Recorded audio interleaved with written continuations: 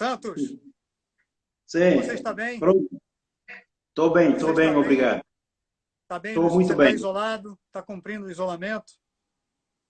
Exato, estou em casa, estou a cumprir aqui o isolamento, com quarentena, tudo, estou em casa, está tudo ok. Como é que você faz para manter assim, a comida, as coisas que você precisa, gêneros de primeira necessidade? Você sai às ruas, você vai nas pequenas vendas aí em volta, nas mamas que vendem aí nas ruas? Como é que você está fazendo? Não, nós fazemos as compras semanais, né? Toda semana fazemos compra, pelo menos uma vez por semana vamos ao mercado comprar os bens essenciais, como peixe, umas frutas, e agora também temos muita fruta de caju, vinho de caju, né? Vinho, sumo de caju para ter em casa, né? Principalmente por causa das crianças. Quantos filhos você tem? Eu tenho três filhos, tenho uma no Brasil, a primogênita, e aqui tenho dois rapazes, dois É, e meninos. aí é bom você ter comentado isso, porque assim, uma outra parte da conversa era falar que você estudou aqui no Brasil, né? Você se formou em administração pela Universidade Federal de Santa Catarina, né? Como é que foi essa sua vinda para Exatamente. cá? Assim, como é que você fez o vestibular aí, ou se você fez o Enem para poder vir aqui estudar aqui? Bom, foi uma experiência muito importante, muito interessante, né?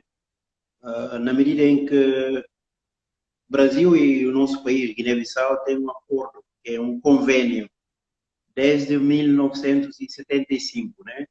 Que vem a acordo no âmbito educacional, né? E anualmente vão muitos estudantes guineenses para o Brasil, né? E o critério da seleção, né?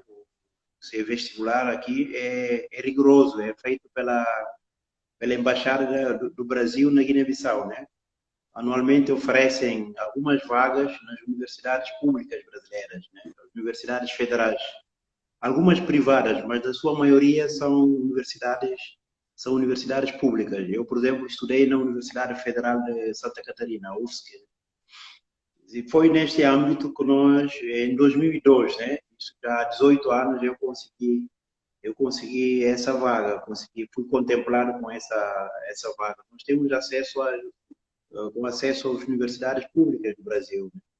E foi uma experiência muito importante e que hoje estamos colhendo fruto dessa experiência e nós somos muito gratos a essa experiência no Brasil. E são muitos os estudantes guineenses que vêm para cá, para o Brasil, estudar e depois voltam para a Guiné para exercer suas profissões aí na Guiné?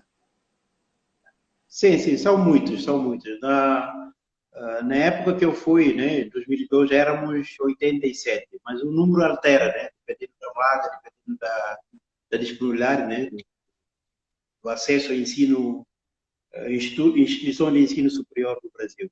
Vai dependendo da vaga disponível e dos candidatos também, mas é muito concorrido, né, muito concorrido porque as universidades públicas brasileiras ainda oferecem qualidade, né, pelo menos pela experiência que eu vivenciei no Brasil. E por que você escolheu vir estudar na Federal de Santa Catarina e não em um outro estado? Por que essa escolha de Santa Catarina para você estudar? Por causa do curso que você escolheu? Não só por causa do curso, mas também por causa dos outros guineenses, né, que já estudaram nesta cidade, estudaram em Florianópolis e como em São Paulo. Então, são pessoas que na época ainda muito novos, né, mas tinham contactos, né? Sabiam que havia cidades que têm uma cidade mais tranquilas em termos de qualidade de vida, em termos de acesso, né, as informações, enfim, todas essas informações foram importantes para a tomada de decisão, né? Mas na altura também fazia pouca diferença. O importante era conseguir a vaga e conseguir a possibilidade de realizar o nosso sonho, né? Que era ter uma graduação, canudo, né? E ter mais, com isso abriria mais portas, né? Em termos de mercado de trabalho. Porque ao fim e ao cabo nós nos formamos para ser útil à sociedade. E uma das formas de ser útil à sociedade é conseguir um emprego digno, né? Para ajudar os nossos familiares que mais precisam. E como é que foi a sua adaptação aqui ao Brasil? Você se adaptou rapidamente? Foi fácil de se adaptar? Ou você sentiu alguma dificuldade ao se mudar para cá, para Santa Catarina, para Florianópolis, né? Epa, eu, pessoalmente, a minha adaptação foi fácil, né? Eu, na altura, eu jogava futebol. Então, para quem joga futebol no Brasil, é meio caminho andado para se sentir integrado, né? Quando eu fui para o Brasil e Exatamente. consegui, estando em Florianópolis, e como a cidade é pequena, né? Florianópolis é um pouco, é duas vezes maior que a cidade onde eu moro, que é Bissau.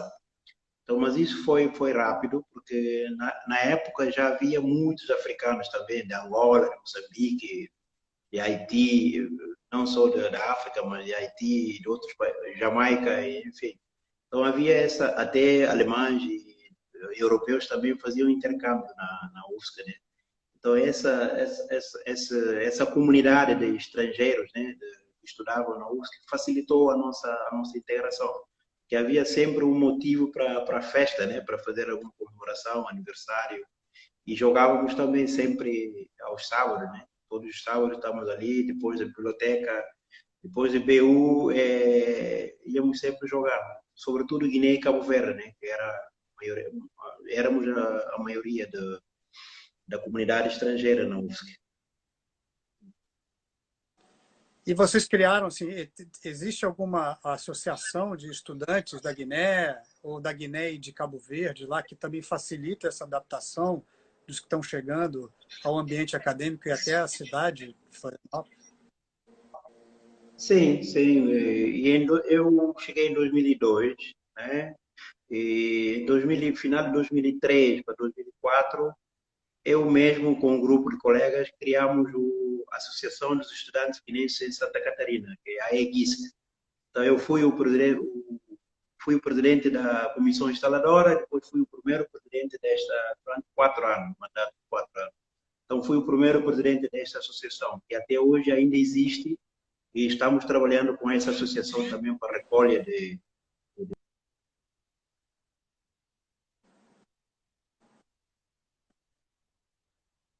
porque a finalidade da associação, como está nos estatutos, né, é facilitar a integração socioacadêmica, né, dos estudantes guineenses em Santa Catarina e no Brasil, né, porque como sabe, o Brasil tem muitos estados e existem também várias associações, dependendo do número de estudantes, né. Mas neste momento o maior número de estudantes guineenses no Brasil está em São Paulo e Ceará, Fortaleza. Então, são duas hoje, porque tem muitos que regressaram à Guiné e outros foram para outros países, que é da Europa, dos Estados Unidos, enfim. E a vida segue, né? E o diploma brasileiro é fácil dele ser validado aí pelo Ministério da Educação, ou correlato ao Ministério da Educação aí na Guiné-Bissau? Sim, pelas nossas relações culturais, relações linguísticas, né? Essa herança colonial portuguesa que temos, de certo modo é fácil, né? Porque a língua é a mesma, de certa forma. Existem algumas nomenclaturas, né? Que às vezes, como se chama, graduação no Brasil é chamada de bacharelato. Bacharelato aqui na Guiné-Bissau é meio tipo, muitas vezes interpretado como curso médio, né? Mas depois, com o histórico escolar e outras informações, acaba por ter equivalência, né, no nosso país. Então não tem havido muitos problemas com relação à equivalência dos nossos diplomas, né, do nosso grau de formação. Que bom, que Felizmente, né? bom. Felizmente, felizmente. Voltando aí agora para Bissau, né, que é onde você está. Como é que está a situação do combate, né? Você vê o governo se empenhando seriamente em combater aí essa pandemia da Covid-19, em propor políticas públicas para ajudar, né, as pessoas que precisam estar nas ruas para conseguir o seu sustento todos os dias, para conseguir se manter financeiramente. Como é que está a ação do governo? Você diria que a ação do governo é boa ou a ação do governo deixa um pouco a desejar na atenção com essas pessoas que precisam da sua renda para se manterem, para terem o que comer, no mínimo, né, no dia? Bom, a ação do governo até neste momento tem sido insuficiente, né? Tem sido insuficiente por conta da falta de recursos e pelos nossos sucessivos desmandos, né, em termos de governação. Porque Guiné-Bissau é um país que, dos países que falam português em África, nós somos cinco, né? Guiné-Bissau é um país que não conheceu ainda uma estabilidade política. Então, essa falta de crônica instabilidade, falta de estabilidade governativa e política, acaba tendo impacto nas lideranças, né, que nós não conseguimos consolidar. Então, toda essa problemática de liderança no nosso país tem provocado efeitos ao nível da população, concretamente com relação à pobreza, né? Nós somos um país que, dos mais pobres dos cinco países da África, né, temos cerca de 2%, 2/3 da nossa população são consideradas, de certa forma, pobres. Pobreza que eu digo, não é que o país não tenha, não é que o país não tenha recursos, não é que o país não tenha frutas, não é que o país não tenha terra para a prática da agricultura. É pobreza no sentido de nós não temos uma liderança que seja muito forte, proativa e uma liderança que resolvesse toda essa escassez de bens e de infraestrutura veio agravar essa situação. Se o país já apresentava situações de déficit de liderança, o país já tinha problemas com relação à estabilidade política. Então, todas essas questões, com o surgimento dessa pandemia, veio agravar, porque nós já tínhamos infraestruturas sanitárias com muita debilidade, né, muito débeis, e por mais que o governo queira, neste preciso momento, dar conta de toda a situação da pandemia, não está a ser fácil. Mas graças às iniciativas dos jovens, graças ao espírito de voluntariado, né, os jovens têm aderido como podem, né, compra, eu, por exemplo, compro lixívia, arranjo máscaras, do jeito que eu posso, eu vou no meu bairro, eu ofereço, eu vou para a Dina me oferece algum produto sanitário, eu encontro outro para oferecer. Aliás, o que caracteriza, o que acaba diminuindo essa nossa pobreza em África, entre aspas, né? É pobreza não no sentido material, mas no sentido de boa gestão da coisa pública. O que acaba diminuindo essa pobreza é o quê? É a solidariedade, né? É a espírito de solidariedade que está no ADN, né? DNA do africano. Ou seja, como dizia alguns pensadores africanos, como Leopold Sédar Senghor, que é um senegalês, né? Ele dizia que a solidariedade é a virtude dos africanos, né? A solidariedade. O africano não consegue olhar para outras coisas que não se tem um lado inocente, né, das coisas. Tem esse lado bom do coração. Acho que o mesmo brasileiro também, um brasileiro comum, tem essa herança, né, da África. Então nós, graças à nossa solidariedade, é que conseguimos colmatar, porque aqui é difícil, por mais pobreza que exista, como eu disse nos números, nos indicadores, mas as pessoas ainda não conseguem ficar sem comer aqui. Pelo menos na Guiné-Bissau, não posso falar de toda a África, mas a solidariedade faz com que as pessoas consigam sobreviver, mesmo em tempos de pandemia. E é curioso, né? Porque não é só uma característica daí da Guiné-Bissau, né?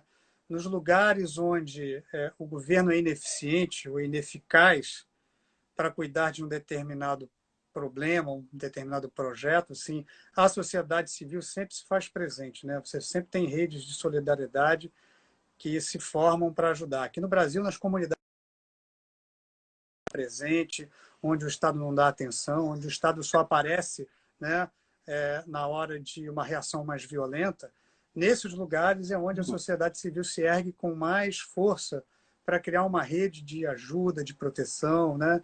E você estava falando, né, que assim, o Estado guineense é, assim, é um Estado muito instável, né? Em termos políticos. Eu acho que desde a independência, talvez a gente não tenha tido um momento em que um líder, ou o primeiro-ministro, ou o presidente, tenham chegado até o final do mandato. Tô errado nisso, nas contas, ou não? Não, exatamente. Isto é o.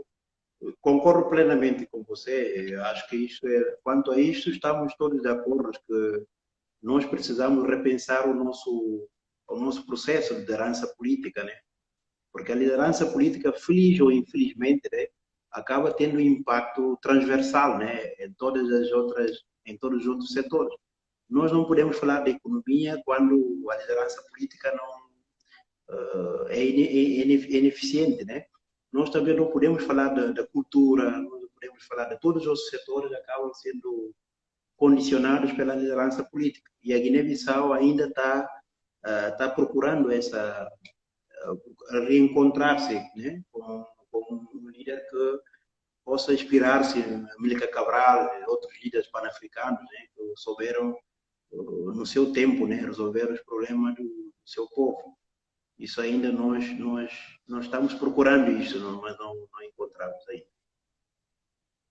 Mas, na sua opinião, assim, qual é a grande questão que perpassa? Assim, é a corrupção? A corrupção é o grande problema hoje na Guiné-Bissau? Ou é a limitação que as pessoas têm? Assim, a corrupção que eu digo também, inclusive, na hora da contagem de votos, né? Que é você fraudar uma contagem de votos para que um determinado grupo político se mantenha no poder. Ou também é o pouco envolvimento das pessoas com a política? Que aí seria uma outra pergunta também. Se as pessoas, se os jovens principalmente, se você enxerga aí as pessoas se envolvendo mais com o fazer políticas. As pessoas têm responsabilidade política de irem votar, de tentarem escolher os melhores candidatos e depois de cobrarem os candidatos que foram eleitos. Sim, a corrupção é um fenômeno presente no nosso país, né? Aliás, por que a corrupção é um fenômeno presente? Porque o Estado guineense continua sendo o maior empregador, né? Nós não temos um setor de capacidade para a obtenção de crédito, né? De linhas de crédito. Nós não temos um setor privado capaz de empregar outras pessoas, né? Então, o nosso país ainda é daqueles países que o Estado continua a ser o maior empregador. Perante esta situação, toda a gente faz de tudo para chegar ao topo do poder, né? Por via de partidos políticos, por via das alianças, né? Por via de até de golpes de Estado, muitas das vezes querem fazer de tudo para chegar ao erário público. Quando chegam ali é resolver o problema, muitas das vezes não se preocupam em resolver os problemas da população. Preocupam-se em resolver problemas do seu grupo, né? Da sua entourage, né? Da sua equipa, do grupo de amigos, enfim, através do nepotismo, do clientelismo, todos esses estão patentes. Um outro fenômeno também que é presente, infelizmente ainda, é a questão da impunidade. Nós também.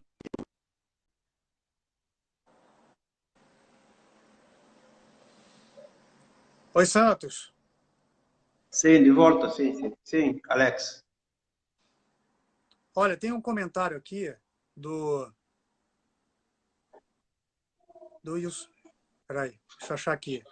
Do Husson Mané, não sei se você o conhece, mas ele tá confirmando aqui que só o Zé Mário Vaz foi quem conseguiu cumprir o mandato até o fim. Nenhum outro líder na Guiné-Bissau conseguiu cumprir seu mandato.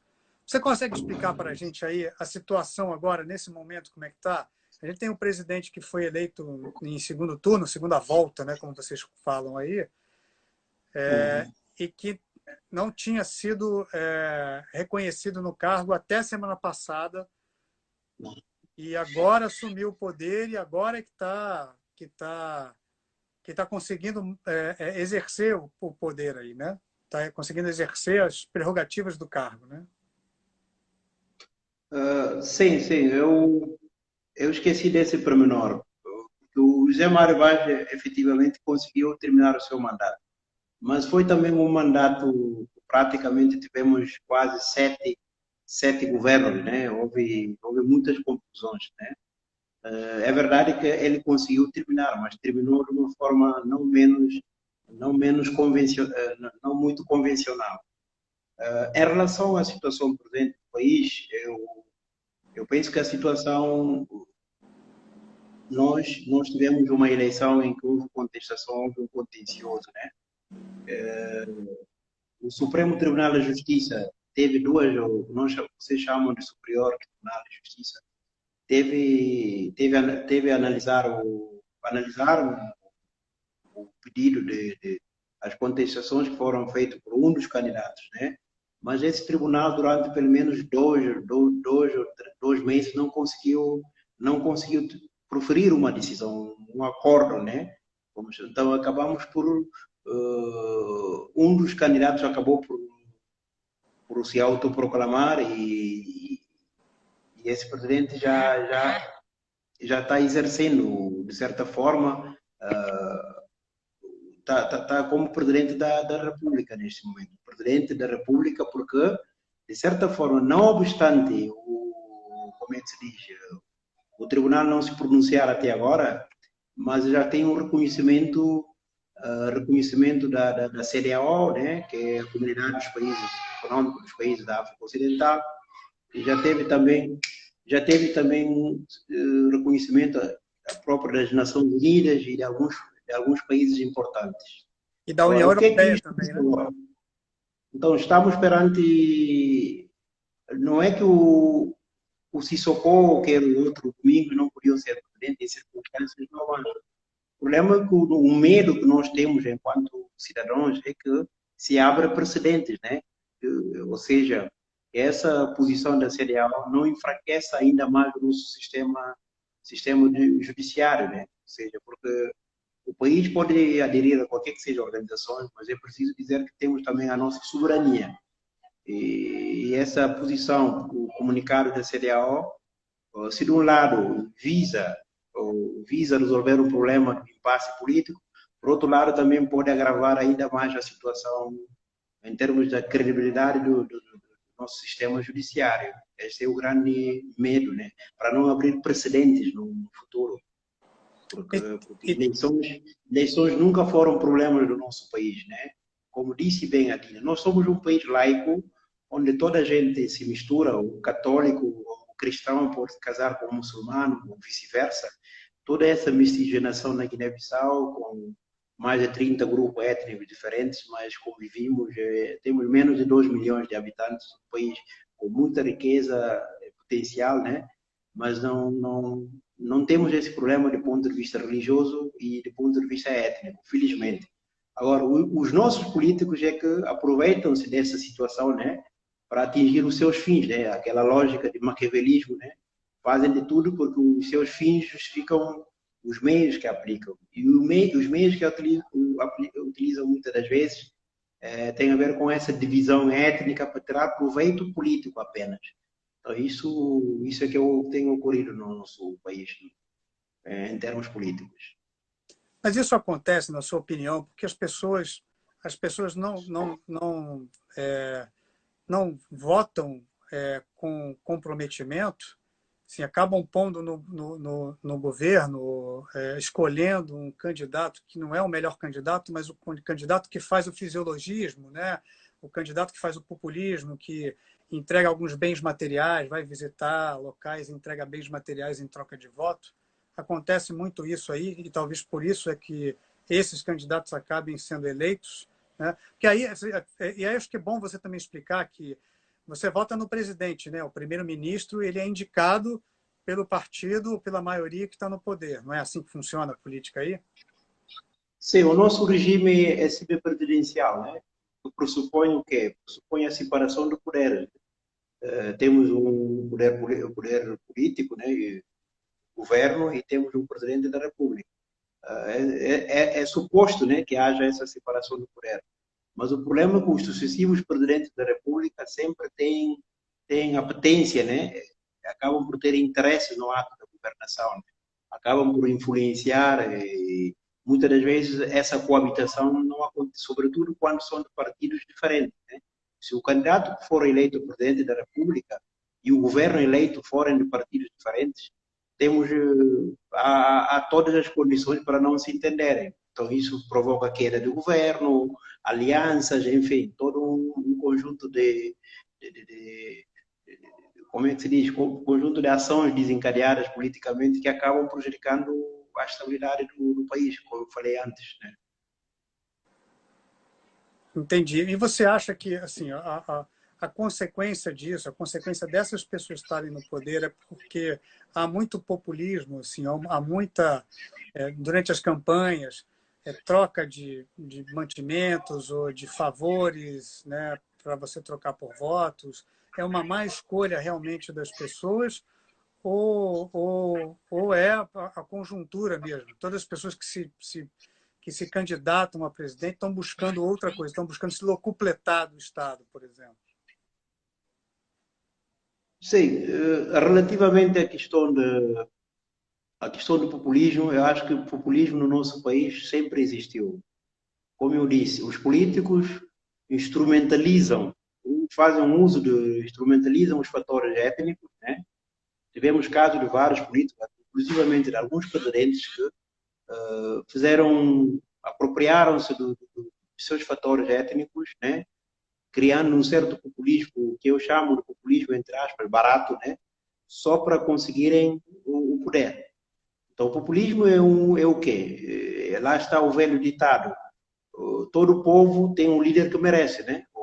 Ou nem sempre nós temos líder que nós merecemos, mas todo povo, por vezes, direto ou indiretamente, acabamos por ter um líder que nós merecemos. Por quê? Porque se os nossos líderes não têm sistematicamente investido no setor da educação, eu estou a falar, mas eu sou uma minoria. Eu, Santos, um grupo de jovens que tiveram acesso às universidades, estudar no exterior. Mas a esmagadora maioria dos jovens guineenses, que são 60% da nossa população, né, tem entre até 25 anos de idade, só para ter ideia. Temos uma população, a característica da população africana é extremamente jovem. Toda essa gente não tem acesso à escola, a escola de qualidade, o ensino de qualidade. Então, isso são premiáveis no momento de votação, né? Acabam sendo a sua consciência comprada, entre aspas, por causa de uma okay, por causa de uma bola, por causa do camisola, vocês chamam de camiseta, coisas assim que essa juventude acaba por perder. Mas tem havido conscientização da juventude. É neste campo que eu tenho feito, eu tenho sido um ativista, né, sobre conscientização dos jovens. O voto útil, né, o teu voto pode te custar 4 ou 5 anos do mandato. Então, isso é que tem que ser um trabalho a ser feito, mas é um processo, é um trabalho que deve ser feito ao longo dos tempos, uma educação cívica, o preço do teu voto. Porque um voto que não o voto baseado em compra de consciência pode ter efeitos prejudiciais, né, para o futuro da nossa juventude. Então, isso também é um problema muito sério, né? Corrupção no momento do período antes e pós-eleitoral. Isso também acontece muito. E a maioria da população continua no limiar da pobreza, enquanto que essa gente, essa elite política, assim, continua se apoderando do nosso país. Por quê? Não investe na escola para o povo continuar a ser menos consciente e continuar a votar neles, né? Este é um círculo vicioso que nós temos de verificar ao nível político também. Nossa, e a gente pode fazer tantos paralelos aqui com o Brasil, né? Eu vou deixar cada um fazer o seu paralelo, né? Porque o que você está dizendo aí é o que reflete também muito das realidades aqui no interior do Brasil, em algumas cidades, assim, eu vou deixar para cada um fazer o seu paralelo, né? para cada um construir o seu paralelo. O que eu queria perguntar para você também, Santos, é o seguinte: assim, o Mauro Sissoko Embaló foi reconhecido pela comunidade internacional como presidente. Ele não foi reconhecido pelas instituições internas do país, mas ele foi reconhecido pela comunidade internacional. E o Simões Pereira, que era o candidato que estava questionando aí o resultado das eleições, ele deu um passo atrás e, né, aceitou que o Embaló assumisse as prerrogativas e as ações do presidente, né? Mas vocês têm aí o primeiro-ministro, que é escolhido pelo parlamento, que é o Nabian, Nuno Gomes Nabian, né? O que você vê aí que vai acontecer, que pode acontecer nas próximas semanas? Você acha que vai haver uma aproximação entre os dois em prol de uma governabilidade do país, ou você acha que vai rolar briga aí? Não, pelas audiências desta semana, né, o presidente da República, o Sissoko, convidou todas as...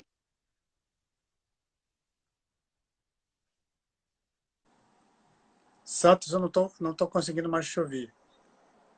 Não, estou ouvindo você, estou ouvindo você. Ah, tá. Então, você está dizendo então que assim, existe uma possibilidade de um acordo, né? Até também porque existe um inimigo comum a todos, né? Que é o Covid, né? E pelo que eu li aqui das últimas notícias, o próprio primeiro-ministro e uma boa parte do governo testou positivo. Inclusive o ministro da Saúde testou positivo ao Covid. Sim, isso também aconteceu. O membro do governo, o ministro do Interior e alguns membros do governo estão contaminados, né? Testaram positivo. E como eu estava dizendo, agora é aguardar para desenvolvimento a nível político nos próximos dias, né? Dentro de 2 semanas vamos saber se, porque o texto diz que o novo governo, seja formado um novo governo. Agora, até os nossos políticos se entenderem e fazer interpretação desse comunicado de CDAO, a expectativa é grande, mas vamos ter que aguardar.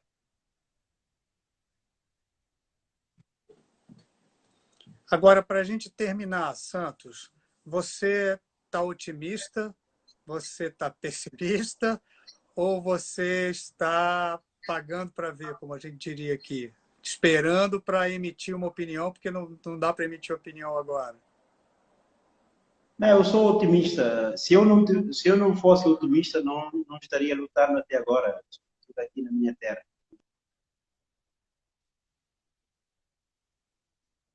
De sermos guerreiros, né, de lutadores. A Dina falou um aspecto que é muito importante. A Guiné-Bissau, com todos os indicadores sociais que ainda são econômicos desfavoráveis, nós somos, do ponto de vista histórico, o país que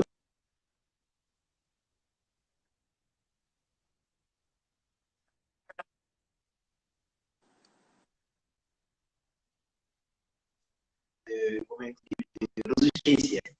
Então, por isso eu sou muito otimista. Eu acho que só deixaria de estar otimista quando em situações mesmo, em situações extremas, né? Mas eu continuo otimista e crente de que Guiné-Bissau vai arrancar, né? Pode ser não ser agora, pode ser daqui a um ano, dois, eu tenho certeza que e esperamos que seja desta vez, né?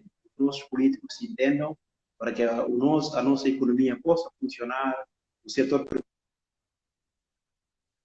cria postos de trabalho para essa maioria da população que é muito jovem, mulheres que trabalham muito, como a disse bem. Eu também tenho seguido, né, acompanhado o trabalho dela. Mulheres dessa terra são incríveis, né? Só não vê quem não quer ver, né? Não tem como ver. A CETSU está sugerindo que você entre para a política, para melhorar aí as relações e tal. Essa, essa possibilidade não está descartada, né? Eu não estou fazendo política partidária, né? Mas trabalho com a minha ONG, trabalho com políticas de microcrédito, trabalho com muitas mulheres, mas política partidária que ainda não estou fazendo. Mas quem sabe um dia, né? Não podemos descartar.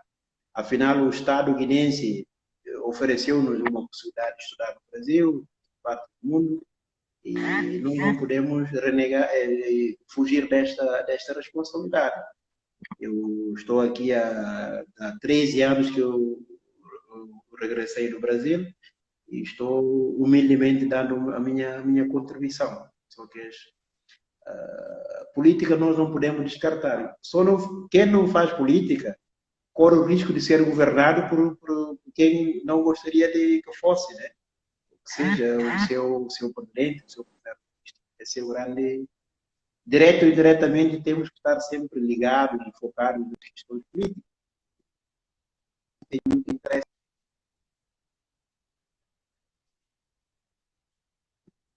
Não podemos falar de economia, não podemos falar de infraestrutura, não podemos falar do desenvolvimento, né, em todas as suas manifestações, né, e faces. Né? Exato, sim. Faça você mesmo também, né? Envolva-se, cobre os políticos que você pôs no poder, né? Cobre deles, né? E se você estiver descontente com eles, empenhe-se você em mudar, né? É isso também, né? Santos, muito obrigado pela generosidade do seu tempo também, por você ter conversado com a gente. Muito bom saber notícias daí de Bissau, com quem está aí, com quem vive aí, com quem mora aí. E a gente saber que assim, existem questões que vocês passam, que a gente passa por aqui também, né? Que vocês não estão distantes da gente, né? Muitas questões políticas, termos de corrupção, etc. e tal, são todas questões que a gente discute aqui também, né? Santos, muito obrigado pela conversa.